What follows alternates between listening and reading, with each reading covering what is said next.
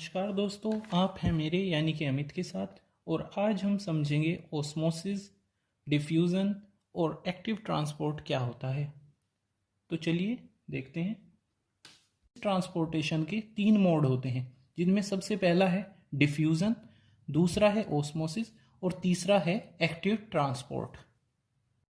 अब इनमें जो डिफ्यूज़न और ओस्मोसिस हैं, इन दो प्रोसेस के लिए कोई भी एनर्जी का यूज़ नहीं होता, यानी कि इनमें कोई भी एनर्जी नहीं लगती और ये अपने आप ही हो जाते हैं। इसीलिए हम इनको कहते हैं पैसिव ट्रांसपोर्ट, जिनमें किसी एनर्जी का यूज़ ना हो। और दूसरा होता है एक्टिव ट्रांसपोर्ट, यानी कि जिसमें एनर्जी का यूज़ हो। तो ये कैसा हो गया? एक्टिव वे। जिसमें एनर्जी का यूज़ ना हो वो पैसिव, और जिसमें एनर्जी का यूज़ हो ट्रांसपोर्टेशन के लिए उसको हम कहेंगे एक्टिव। तो डिफ्यूज़न और ओस्मोसिस ये पैसिव प्रोसेस हैं और एक्टिव ट्रांसपोर्ट एक एक्टिव प्रोसेस है। तो आइए अब समझते हैं डिफ्यूज़न को। तो डिफ्यूज़न ये गैसेस और लिक्विड्स में होता है, गैसेस और लिक्विड्स में होता है। तो डिफ्यूज़न वो ट्रांसपोर्ट का तरीका है सब्सटेंसेस के जिसमें कोई भी एनर्जी यूज़ नहीं होती। तो आइए देखते हैं कैसे काम करता है। मान लीजिए ये दो बीकर हैं और एक बीकर में ये सब्सटेंस है और इस बीकर में यही सब्सटेंस थोड़ी कम मात्रा में है। तो डिफ्यूज़न में क्या होता है कि जो सब्सटेंस होते हैं वो हाई कंसंट्रेशन से लो कंसंट्रेशन की तरफ चले जाते हैं, हाई से लो की तरफ। यानी कि जिस जगह सब्सटेंस की अधिकता होगी, सब्सटेंस उस जगह से चलकर उस जगह आ जाएगा जहां पर उसकी कंसंट्रेशन लो होगी। और ये प्रोसेस बिना किसी एनर्जी के यूटिलाइजेशन के होगा, और इसी को हम कहेंगे डिफ्यूज़न। और ये सब्सटेंसेस का मूवमेंट तब तक होता रहेगा जब तक दोनों तरफ कंसंट्रेशन सेम नहीं हो जाती। यानी कि इसमें और इसकी कंसंट्रेशन जब तक सेम नहीं हो जाती तब तक जिधर सब्सटेंसेस की कंसंट्रेशन हाई है उधर से लो कंसंट्रेशन की तरफ ये सब्सटेंसेस मूव करते रहेंगे। तो आइए अब हम इसका एक एग्जांपल देख लेते हैं सिंपल डिफ्यूज़न का। तो इसमें मान लीजिए ये हमारे लंग्स हैं और ये एक आर्टरी है जो लंग्स तक ब्लड ला रही है। तो क्या होगा, अब जो हमें पता है कि हमारे जो लंग्स हैं उनमें ऑक्सीजन आती है। कहाँ से? जब हम सांस लेते हैं तो हमारे फेफड़ों में ऑक्सीजन आ जाती है। तो जो हमारे लंग्स हैं इनमें ऑक्सीजन की कंसंट्रेशन ज़्यादा होगी और जो ब्लड है उसमें ऑक्सीजन की कंसंट्रेशन कम है। तो क्या होगा, ये ऑक्सीजन हायर कंसंट्रेशन से, क्योंकि लंग्स में ज़्यादा है, ये लोअर कंसंट्रेशन जो हमारी ब्लड वेसल है उसमें सिंपल डिफ्यूज़न के थ्रू चली जाएगी। तो चलिए अब समझते हैं ओस्मोसिस के बारे में। देखिए, ओस्मोसिस ये सिर्फ लिक्विड्स का ट्रांसपोर्ट होता है और इसमें हमें एक सेमी परमिएबल मेम्ब्रेन की भी जरूरत पड़ती है। अब सेमी परमिएबल मेम्ब्रेन क्या होती है? ये वो मेम्ब्रेन होती है जिसमें सिर्फ कुछ चुनिंदा सब्सटेंस ही पार कर कर जा सकते हैं, ये बाकी चीज़ों को रोक देता है। जैसे फिल्टर पेपर होता है वो सिर्फ कुछ ही सब्सटेंस को अपने आर पार जाने देता है, बिल्कुल वैसी सेमी परमिएबल मेम्ब्रेन होती है, एक झिल्ली होती है जो कुछ सब्सटेंस को ही अलाउ करती है अपने अक्रॉस जाने में। तो डिफ्यूज़न में क्या होगा, समझिए ये एक बीकर है, इसमें एक तरफ इसमें दोनों तरफ पानी भरा हुआ है, लेकिन एक तरफ लिक्विड की जो कंसंट्रेशन है वो हाई है। कैसी है? हाई। और इधर की तरफ जो लिक्विड की कंसंट्रेशन है वो लो है। तो हमें पता है कि जो सब्सटेंसेस हैं वो हाई से लो की तरफ मूव करते हैं।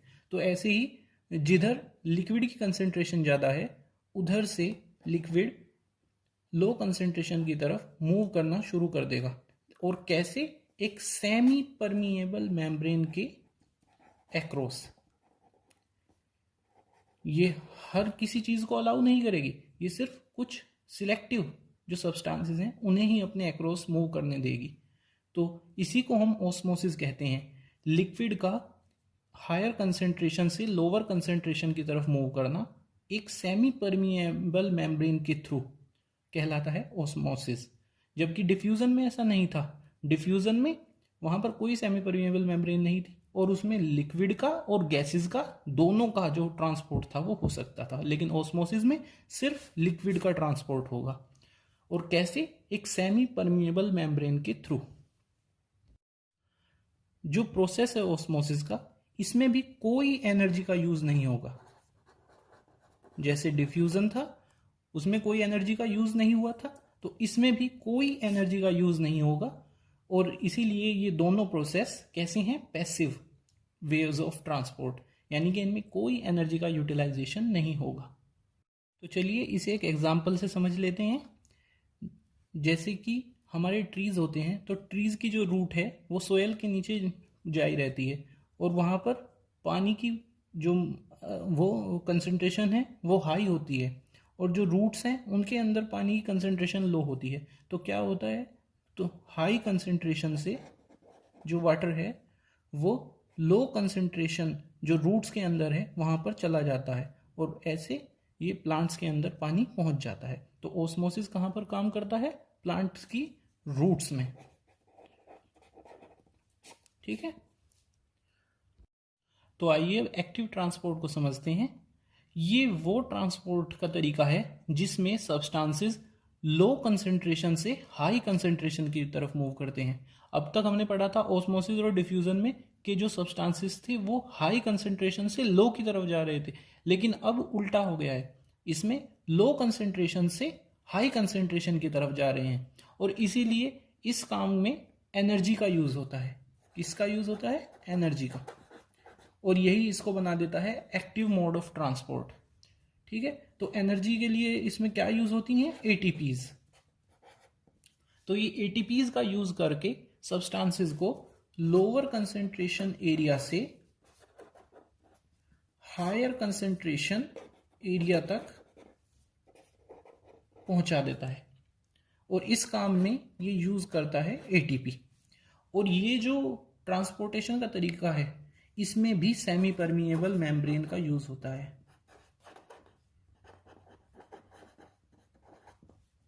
तो क्या होगा? सेमी परमिएबल मेम्ब्रेन के थ्रू ये लोअर कंसंट्रेशन एरिया से सब्सटेंस को हायर कंसंट्रेशन एरिया तक पहुंचा देगा with the use of ATPs. आइए इसको एक एग्जांपल से समझते हैं। इसका सबसे अच्छा एग्जांपल है सोडियम पोटेशियम पंप। जैसे आपके घरों में पानी का पंप होता है, ऐसे ही ये भी एक पंप है जो सेल्स पे मौजूद होता है। तो ये क्या करता है? मान लीजिए सेल्स के अंदर सोडियम है, काफ़ी सारा सोडियम, और बाहर की तरफ इधर पोटेशियम है, और सोडियम के पार्टिकल्स भी हैं। ऐसे ही सेल के अंदर भी पोटेशियम के पार्टिकल्स भी हैं। लेकिन सेल हायर कंसंट्रेशन होने के बावजूद भी, देखिए ये जो सेल के अंदर है, इनसाइड वाला एरिया है, यहाँ पर जो सोडियम की कंसंट्रेशन है वो हाई है, लेकिन फिर भी सेल ये चाहती है कि इसके पास और ज़्यादा सोडियम, यहाँ से सोडियम सेल के पास आ जाए। तो ये क्या करता है? ये इस पंप की मदद लेता है, और ये क्या करता है? ये सोडियम को सेल के अंदर आने में मदद करता है एटीपी के यूज की वजह से। ठीक है, ये एटीपीज का यूज करेगा और जो सोडियम है उसको और सेल्स के अंदर ले लेगा, जबकि कंसंट्रेशन ऑलरेडी बहुत ज़्यादा है सेल्स के अंदर, लेकिन फिर भी ये कंसंट्रेशन के विरुद्ध काम करके और इस सोडियम को सेल के अंदर ले लेगा। आई होप आपको आज का टॉपिक अच्छे समझ आ गया होगा। अगर आपकी कोई भी क्यूरी तो आप उसे कमेंट में मुझसे पूछ सकते हैं, मैं जल्दी आपको जवाब दूंगा। Thank you.